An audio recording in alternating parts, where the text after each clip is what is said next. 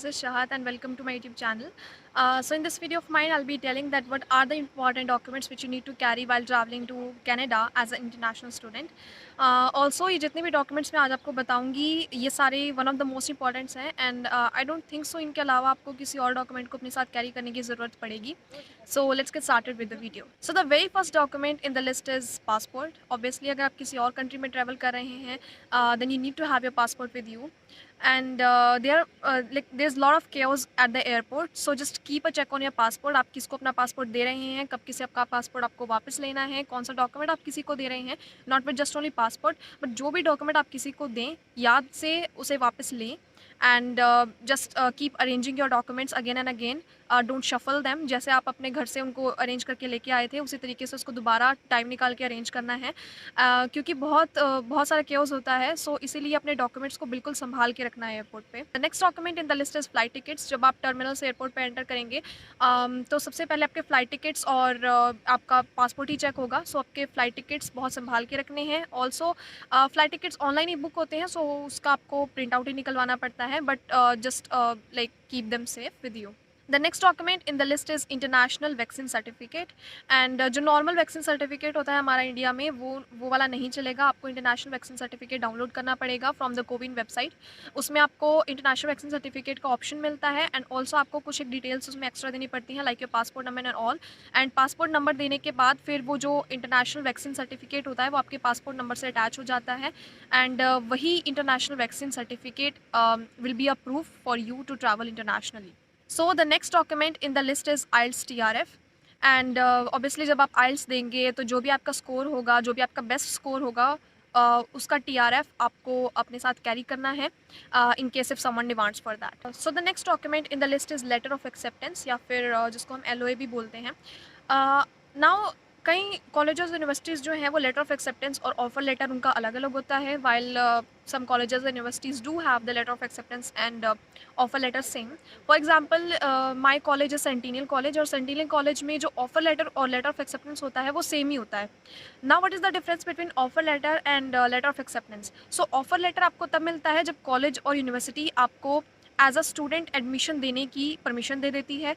While जब आप उस कॉलेज और यूनिवर्सिटी में फ़ीस पे कर देते हो तब उसके बाद आपको लेटर ऑफ एक्सेप्टेंस मिलता है. So this is the difference between offer letter and letter of acceptance. अब आपको पता होना चाहिए कि आपकी कॉलेज या यूनिवर्सिटी लेटर ऑफ एक्सेप्टेंस और ऑफर लेटर दोनों अलग अलग देती है या फिर उनका लेटर ऑफ एक्सेप्टेंस और ऑफर लेटर सेम ही है. जो भी हो, अगर लेटर ऑफ एक्सेप्टेंस या फिर ऑफर लेटर अलग अलग है तो आपको अलग अलग कैरी करना है.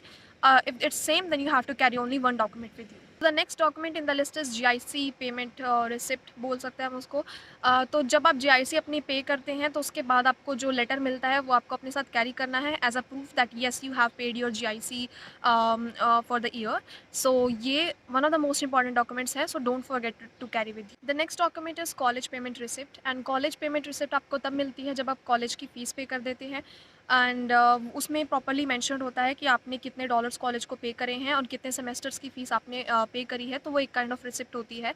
Now LOA is a different thing because मैंने बताया था कि LOA आपको तब मिलता है जब आप कॉलेज की फ़ीस भर देते हो. So fees receipt is a different thing and LOA is a different thing. So just carry the college fees receipt with you as well. The next document in the list is e medical की receipt और e medical भी आपको अपने साथ carry करना है. जब आप अपना मेडिकल करवाते हैं किसी भी कंट्री में जाने के लिए तो आपको मेडिकल की रिसिप्ट मिलती है एंड ऑल्सो आपको अपना मेडिकल का एक सर्टिफिकेट मिलता है. तो वो ई-मेडिकल आपको अपने साथ कैरी करने हैं. जो भी आपको ओरिजिनल मिलेगा एंड ऑल्सो जो उसकी रिसिप्ट होगी वो भी आपको अपने साथ कैरी करनी है. So don't forget to carry with you because कई बार मेडिकल वो चेक भी कर लेते हैं. So just keep it with you. So the next documents in the list is 10th and 12th marksheet. जो भी आपकी एकेडमिक रिसिप्ट ट्रांसक्रिप्ट्स होंगी. मेरी जो थी वो 10th एंड 12th की थी because I am here after 12th. But आपके अगर कॉलेज का कोई है या फिर जो भी एकेडमिक ट्रांसक्रिप्ट्स हैं आपके पास वो आपको अपने साथ कैरी करनी है सारी की सारी. ऐसा नहीं है कि हाँ आप इंडिया छोड़ के जा रहे हैं उनको जस्ट बिकॉज आपकी वीज़ा की फ़ाइल में वो सारी हैं. Whatsoever the document you are applying in the visa file आपको वो सारे डॉक्यूमेंट्स अपने साथ कैरी करने हैं इन शॉर्ट अगर मैं बताऊँ तो. एंड ऑल्सो जो एकेडमिक ट्रांसक्रिप्ट्स हैं वो are one of the most important. So वो आपको अपने साथ ज़रूर कैरी करना है. Next document in the list is sponsor declaration. Affidavit बोल सकते हैं उसको. जब आप आपके पेरेंट्स लाइक आपको स्पॉन्सर करते हैं या फिर आप बैंक से लोन वगैरह लेते हैं, सो उनकी स्टेटमेंट्स। सो मेरे पेरेंट्स ने मुझे स्पॉन्सर किया था, तो उनका एफिडेविट एंड मेरा सेल्फ डिक्लेरेशन एफिडेविट मुझे अपने साथ कैरी करना पड़ा था। ऑल्सो अगर आप किसी भी तरीके से लोन वगैरह ले रहे हैं, although I am not aware about the loan scenario, but I think so कि जो भी डॉक्यूमेंट्स आप वीज़ा की फाइल में लगाएंगे regarding the declaration, self declaration और द स्पॉन्सर डिक्लेरेशन और your bank loans and statements and all, वो सारी आपको अपने साथ कैरी करनी है। The next documents in the list is the financial documents और the property documents, जो भी प्रॉपर्टी वैल्यूएशन रिपोर्ट्स होंगी, सीए रिपोर्ट्स होंगी या फिर बैंक की जो भी स्टेटमेंट्स होंगी, फिक्स डिपॉजिट्स होंगे, जितने भी फाइनेंशियल के डॉक्यूमेंट्स होंगे वो आपको अपने साथ कैरी करने हैं। एंड फोटो कॉपीज कैरी कर सकते हैं because original obviously your parents need that, but you must carry photo copies with you. Although visa के फाइल में वो सारे आप ऑलरेडी दे चुके होते हो, कोई नीड नहीं होती है इनकी, और ना ही इनको कोई देखता है। According to me financial documents को कोई इतना देखता नहीं है, but we don't know about the situation, so don't take a risk, just carry the photo copies with you. The next is visa file submission letter. जितने भी मैंने documents बताए हैं अभी तक के, ये सारे वीज़ा की फ़ाइल में लगेंगे। एंड उसके बाद जब आप वीज़ा की फ़ाइल लगा देंगे, उसके बाद आपको वीज़ा फाइल सबमिशन लेटर मिलेगा, तो वो आपको अपने साथ कैरी करना है। एंड उसके बाद the next document is biometric instruction letter, biometric and biometric appointment letter. ये 2 लेटर आपको तब मिलेंगे जब आप वीज़ा की फ़ाइल लगाने के बाद अपनी बायोमेट्रिक बुक करवाएंगे, और बायोमेट्रिक बुक करवाने के बाद आपको ये 2 डॉक्यूमेंट्स मिलेंगे, biometric instruction letter and biometric appointment letter. So you have to carry these documents with you as well. So the next document in the list is birth certificate. And birth certificate आपका हिंदी वाला नहीं चलेगा, आपको उसको English में translate करवाना पड़ेगा। You can go in your nearby court and get translated that into English language. Also जो वो ट्रांसलेशन होती है वो कुछ एक मंथ्स के लिए वैलिड होती है, but at least in the time period in which you are travelling from like India to Canada, then at least उस टाइम पीरियड के लिए वो वैलिड होना चाहिए। So just get translated it into English language. So the next document is SOP, and sorry I forgot to tell it like before.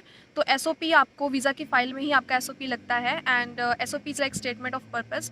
And ये one of the very important documents माना जाता है visa की file के लिए, because SOP दिखाता है कि आपकी पर्पस क्या है एक कंट्री से दूसरी कंट्री में। जैसे आपका पर्पस क्या है इंडिया से कनाडा आने के लिए, आप इंडिया क्यों नहीं पढ़े, या फिर इंडिया में आपको ऐसा क्या लगा कि हाँ आप इंडिया नहीं पढ़ना चाहते and you want to come to Canada. So उसमें आपको अपना पर्पस बताना होता है that you are coming for in Canada for studies this and that. So statement of purpose is very important document. Also ये वीज़ा की file में one of the very important documents होता है, so just carry it with you as well. Next document in the list is PPR, which is known as passport request. And passport request is like जब आपका visa file approve हो जाती है and आपको जो Canada का visa stamp है वो आपके पासपोर्ट पे लगने के लिए आपको एक रिक्वेस्ट आती है, तो उसको हम PPR रिक्वेस्ट बोलते हैं।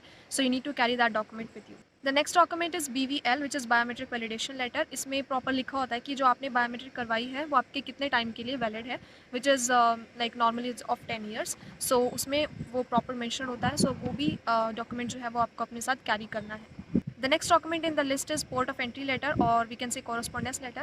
Now port of entry letter जो है वो सबसे ज़्यादा इंपॉर्टेंट है इस लिस्ट में, बिकॉज पोर्ट ऑफ एंट्री के अंदर एक कोड होता है जिसको स्कैन करने के बाद जो भी इमिग्रेशन ऑफिसर होगा वो आपके जितने भी डॉक्यूमेंट्स आपने वीज़ा में लगाए होंगे वो सारे डॉक्यूमेंट्स उसको शो कर देगा। सो जितने भी डॉक्यूमेंट्स मैंने पीछे बताए हैं वो सारे वीज़ा फाइल के अंदर लगते हैं, but the most important document is port of entry letter, क्योंकि वो शो करता है कि आपके वीज़ा फाइल में क्या क्या डॉक्यूमेंट्स लगे हैं। सो इमिग्रेशन ऑफिसर को किसी और डॉक्यूमेंट को मांगने की आपसे ज़रूरत नहीं है अगर उसने पोर्ट ऑफ एंट्री आपसे मांगा है। And generally if officer wants to see what documents you have or what documents you have submitted in the visa file, obviously he or she will demand for port of entry letter only. Next one in the list is GCK screenshot. It is not document. जो GCK का screenshot होता है, आपका GCK का account होता है जिसमें आपके सारे आपको पता लगता है कि हाँ आपने वीज़ा फाइल सबमिट करवाई है। BVL भी उसी पे रिसीव होता है, आपको PPR भी उसी पे रिसीव होती है। So you need to carry a screenshot with you, उसका प्रिंट आउट निकलवा लेना। उस स्क्रीनशॉट में ये दिखना चाहिए कि आपने आपकी फ़ाइल लगाई एंड देन आपको PPR रिसीव हुई एंड BVL रिसीव हुई and port of entry letter receive हुआ। ऑल्दो GCK का स्क्रीनशॉट नहीं मांगते, बिल्कुल भी नहीं मांगते, but in worst case scenario if it is demanded then you must have that with you. So GCK का स्क्रीनशॉट उसका प्रिंट आउट अपने साथ ज़रूर कैरी करें। Next document in the list is time table screenshot. जैसे ही आपने college और university में एनरोल किया तो टाइम टेबल आपको मिलता है, तो उस टाइम टेबल का स्क्रीनशॉट आपके पास होना चाहिए। Also the next document is your enrolment letter, जो आपको कॉलेज प्रोवाइड करता है कि हाँ, ये स्टूडेंट हमारे कॉलेज में एनरोल्ड है। So letter of enrolment is also very necessary, तो don't forget to carry these 2 documents with you. Next document in the list is travel support letter. Although मुझसे ट्रैवल सपोर्ट लेटर नहीं मांगा गया था, but I have heard that some students were asked to submit the travel support letter. So travel support letter is actually a letter provided by your college or university कि हाँ, आप travel कर सकते हो from one country to another, and you have to ask from your college university for that. उसके लिए एक form भरना पड़ता है। Also I had filled a form for that, and फिर उसके बाद मुझे travel support letter मिला था। Although it's not necessary, मांगते नहीं हैं, but at least you should ask your college and university, ताकि आपके पास सारे डॉक्यूमेंट्स हो and you need not to face any kind of difficulty in immigrating. तो the next one is 14 day quarantine plan. And वैसे ही आजकल ये कोई नहीं मांगता, पहले ज़्यादा मांगते थे कि 14 डे क्वारंटीन प्लान आपके पास होना चाहिए, but nowadays it's not necessary, although मुझसे भी नहीं मांगा गया था। But to be on the safe side, if you want to make a 14 day quarantine plan, then have that with you.